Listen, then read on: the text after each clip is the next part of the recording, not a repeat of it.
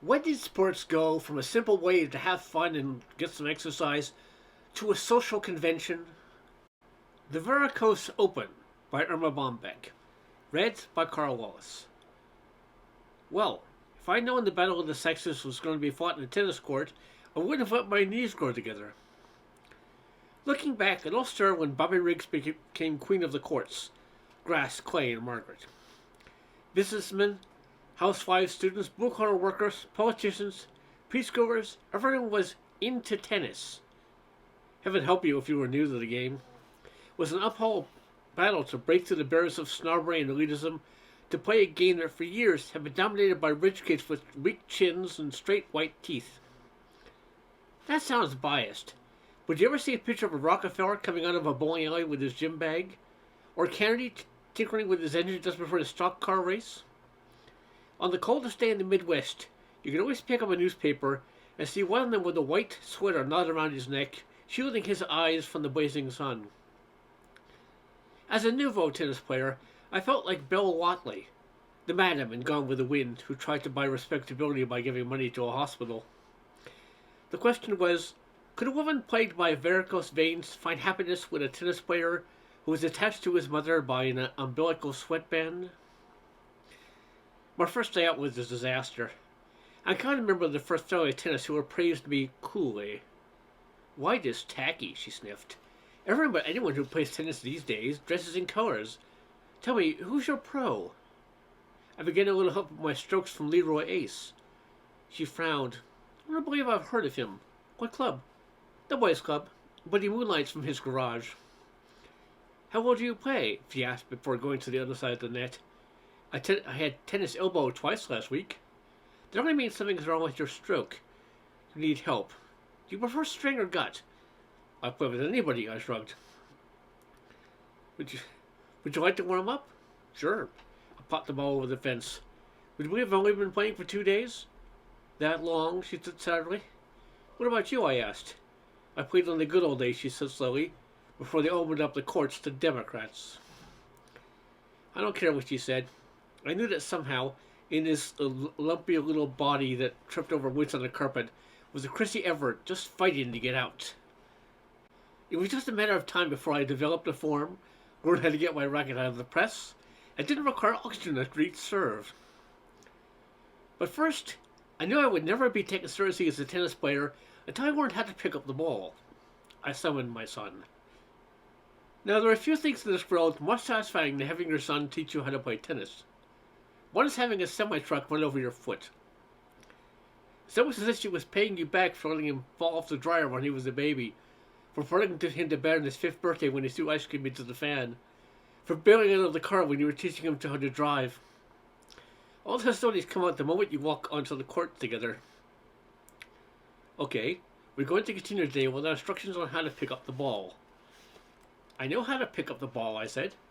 "I've told you before. We do not pick up the ball like a gorilla going for a banana. There was such a way and there were several approaches. You can learn with a Western forehand grip. Lean over gently and hit the ball with your racket until it bounces." Several minutes later, as I was on my knees pounding the racket into the yellow optic, he leaned over and said, "It is not a snake you're beating to death. It's a tennis ball. Let's try the ball against the foot method." I stood up, exhausted. "How does that work again?" "You grip your racket against the ball and firmly force it to the inside of your left foot. Bending your knee, you lift the ball to about 6 inches off the ground and drop it. When it bounces, you continue bouncing it with your racket until you can puck it off the ground into your hand. Gripping the racket, I force the ball to the inside of my foot, will roll it over the foot and toward the net. I cornered it, started inching the ball up my leg, but lost my balance and fell into the net. Approaching the ball once more, I accidentally kicked it with my foot, and in our crouch position, I chased it to the corner of the court, slamming my body into the fence. For the next 15 minutes, the elusive little ball moved all over the court like it had a motor in it. Finally, I leaned over, grabbed it with my hand, pushed it on my leg, and supported it with the racket. "Okay," I shouted, "I picked up the ball." "That'll be all for today," he said. "We'll spend a few more weeks on this before moving on to actually hitting the ball." I put my arm over his shoulder. "Now, let me tell you how to pick the towels off the bathroom floor. You bend your body in the middle, grasp the towel firmly between He was gone. Rotten kids, they shouldn't be allowed on the courts. I got a story about those kids who play tennis anyway. You know the one. These tiny little kids who sit around swanky tennis courts in a pair of $98 tennis shoes with the strings knotted, holding a tennis racket made in Tijuana and sucking on an ice cube.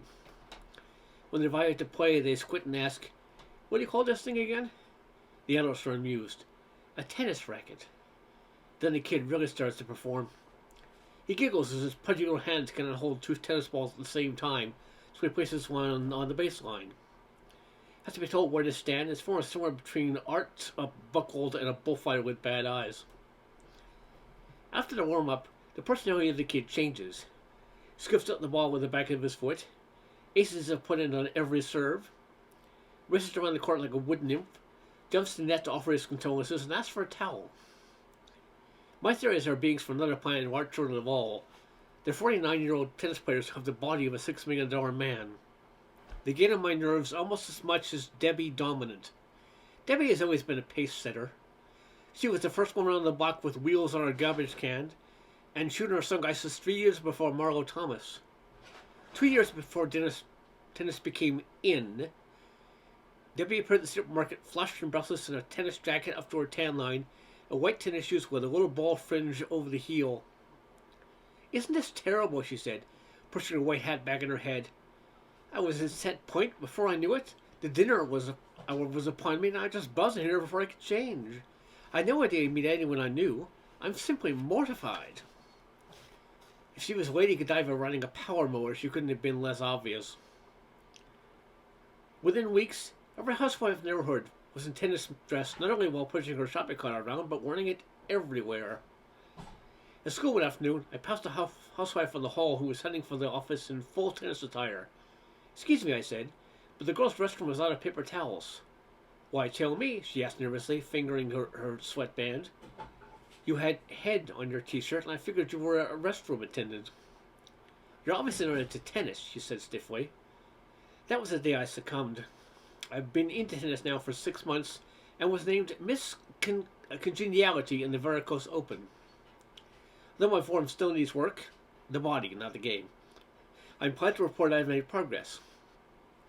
To begin with, I finally mastered what to do with the second tennis ball. Having small hands, I was becoming terribly subconscious about keeping it on the can of the car while I served the first one. I noticed a woman tuck the second ball just inside the elastic leg of their tennis panties. I tried, but found the space already occupied by a leg. Now I think we've dropped the second ball down my cleavage. Give me a chest it off and stuns my opponent throughout an entire set. Next I learned how to stall, thus throwing my opponent's entire game off. It's called the old tie the shoe trick. When your opponent is ready to serve, simply drop to your knees, untie your shoe, rearrange his tongue, and tie it again. Baseball players use the old stall all the time. Recently, Pat Zachris followed his chewing tobacco and threw up against a dugout wall. Haven't mastered what hour I can throw up yet. Sometimes it's during a return. Another play is to rearrange the string number. Never take the rap for a bad return or no return. Whenever you hit a ball into a net or miss it entirely, bring the game to a grinding halt by checking the strings of your racket, spending sometimes as much as 5 minutes spreading them and testing their strength. This is always you have any responsibility for a bad shot. Forget all you've been told about concentration. It's overrated. Often, when there's time during one of my lobs, I yell across the net, "Your zipper is open." I've not only been ignored, but soundly punished for my good deed.